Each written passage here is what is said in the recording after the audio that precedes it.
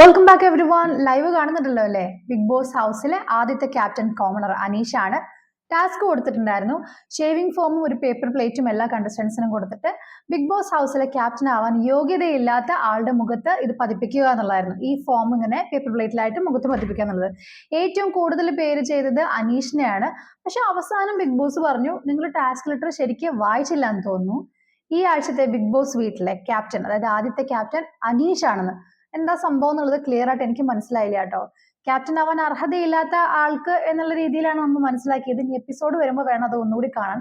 നമ്മൾ screen save ചെയ്തിട്ടുണ്ടായിരുന്നില്ല, live save ചെയ്തിട്ടുണ്ടായിരുന്നില്ല. കണ്ടവർ ആരെങ്കിലും ഉണ്ടെങ്കിൽ കമന്റ് ചെയ്യൂ കേട്ടോ. എന്താണെങ്കിലും ആദ്യത്തെ ബിഗ് ബോസ് വീട്ടിലെ ക്യാപ്റ്റൻ അനീഷാണ്.